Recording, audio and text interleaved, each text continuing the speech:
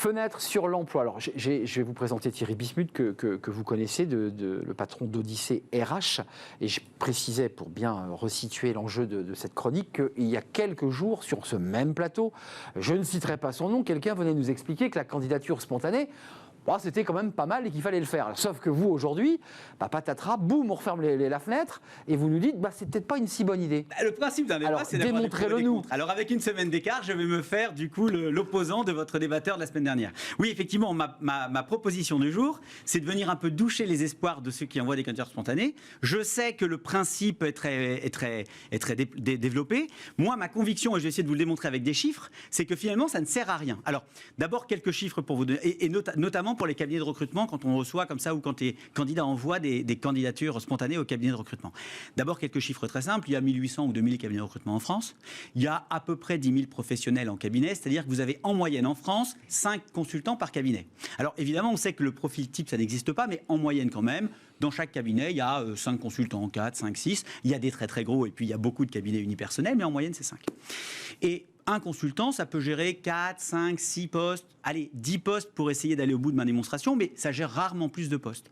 Donc en moyenne, dans un cabinet, vous allez avoir à chaque instant une cinquantaine de postes à pourvoir. Or, vous, moi, un boucher, un électricien ou un maçon, il est globalement le recoupement de 2 critères importants. Le premier, c'est son métier.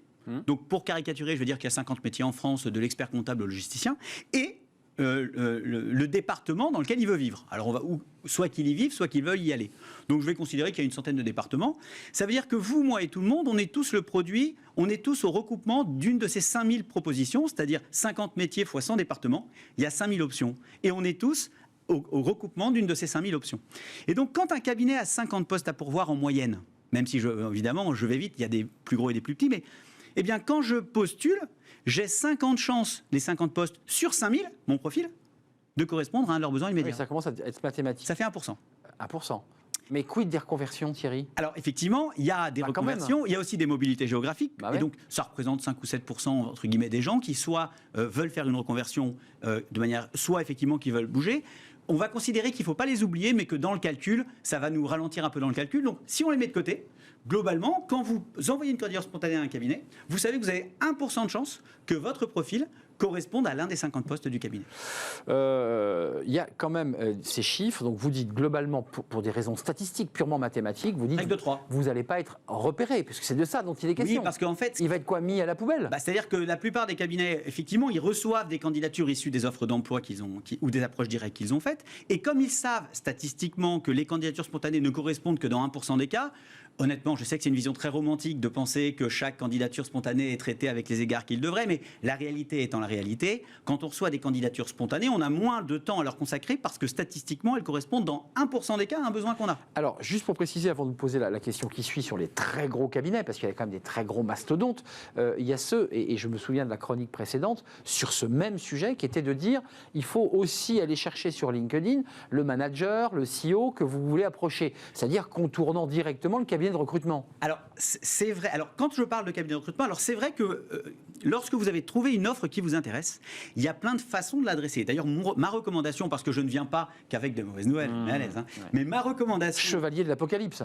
Oui, mais je vais essayer de me transformer en chevalier blanc. Alors, ma recommandation, c'est d'identifier sur des portails d'emploi des offres qui correspondent à un besoin et pour lesquelles on pense qu'on a un profil intéressant. Et sur ces offres-là, de concentrer tous ces efforts, et notamment en passant par les opérationnels, les réseaux sociaux. Je préfère recommander à un candidat qui a trouvé 30 offres qui peuvent l'intéresser et auxquels il correspond, d'avoir une dizaine de points de contact sur chacune des offres, ça fait 300 points de contact, que d'envoyer 300 candidatures spontanées au hasard, comme autant de bouteilles à la mer. Alors justement, focus sur les fameux gros cabinets, parce que vous évoquez les cabinets de 5 collaborateurs, mais il y a quand même des très grosses machines. Il y a très peu de très très grosses machines, mais si on regarde bien, prenons un cabinet qui fasse 10 fois la moyenne, et encore ils ne sont pas nombreux en France, hein, qui a donc au lieu de 50, qui est donc ma moyenne, 500 offres d'emploi. Bien sûr qu'on pourrait dire que puisqu'il a 10 fois plus d'offres d'emploi, j'ai 10 fois plus de chances que mon profil corresponde à une de ces offres, et donc ça ferait 10% de chance. Sauf que j'oublie quelque chose de très concret, c'est que le consultant qui ouvre la candidature spontanée, lui, il n'a pas une vision transverse sur les 500 postes. Il ne peut pas faire le matching entre ma candidature et chacune des 500 offres. C'est juste humainement impossible. Essayez de vous rappeler les 500 dernières offres auxquelles vous avez postulé. Vous ne pouvez pas vous en rappeler. Eh bien, malheureusement, c'est pareil pour un consultant. Il va se rappeler des 20, 30, 40, 50 offres qu'il gère ou dont il a entendu parler ses collègues à la machine à café ou à la réunion du lundi, pour faire court.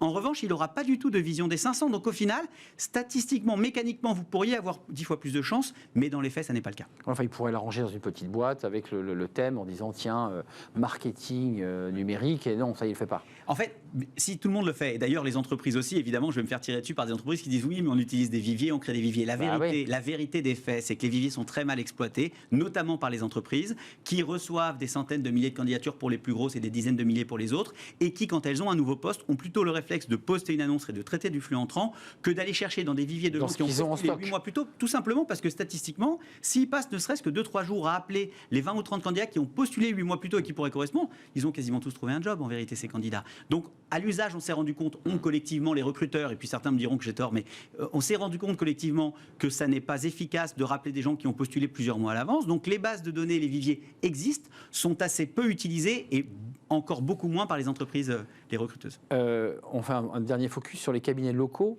et plus spécialisés, parce qu'on est parti sur les très gros, on est parti sur les moyens, mais après on se dit, bon, je vais me concentrer sur les 50 cabinets qui font spécialiser dans le juridique et le conseil. C'est vrai que lorsqu'on essaye d'augmenter ses chances, il faut effectivement trouver des cabinets qui vont travailler que sur notre département par exemple, ou sur quelques départements, ou que sur nos métiers. On va effectivement dans ces cas-là, dans mon fameux ratio du nombre d'offres à pourvoir divisé par les chances que j'ai, on va avoir plus de chances, puisque si j'ai un cabinet qui ne travaille que sur mon département ou sur ma région, toutes les offres d'emploi qu'il a sont sur ma région. Si je travaille sur un cabinet qui travaille que dans mon métier de la logistique, je ne sais pas pourquoi j'ai cet exemple en tête aujourd'hui, eh bien évidemment, il ne va avoir que des offres sur la logistique, donc j'ai plus de chances. Mais en vérité, ces cabinets spécialisés sont beaucoup plus petits, et donc ils ont plus probablement 10, 15, 20 postes que 50 ou encore moins 500. Donc on a raison de penser ils auront toutes les offres qu'ils ont pour nous intéresser localement ou en termes de métier, mais ils auront statistiquement beaucoup moins d'offres. Donc pour bien se résumer, c'est pas très utile pour les raisons statistiques que vous évoquiez, quelle que soit la taille du cabinet. Ouais. Comment je fais pour être recruté? Je réponds à l'offre.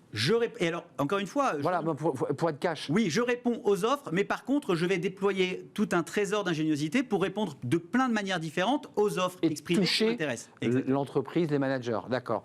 Donc vous n'étiez pas si éloigné que ça de la chronique. Vous voyez, je vous ai quand même comme ça un petit peu enterré avant d'avoir développé votre pensée. Merci de m'avoir réconcilié avec mon opposant. Exactement, qui n'est d'ailleurs pas une opposante à vous. Merci Thierry Bismuth, Odyssée RH, sur cette question de la candidature spontanée en direction, on est bien d'accord, des cabinets de recrutement, pour préciser votre pensée. C'est terminé. C'était un plaisir de vous accueillir. On se retrouve, si tout va bien, la semaine prochaine, cher Thierry. Merci à vous, merci à toute l'équipe, bien entendu. Merci à Rani à la réalisation, merci à Saïd pour le son, merci à Fanny Griesmer et à Margot Ruot. Et merci à vous qui nous suivez, qui réagissez, qui prenez plaisir à nous écouter, à nous regarder et à nous suivre. Je serai là demain pour de nouvelles aventures. D'ici là, portez-vous bien. Bye bye.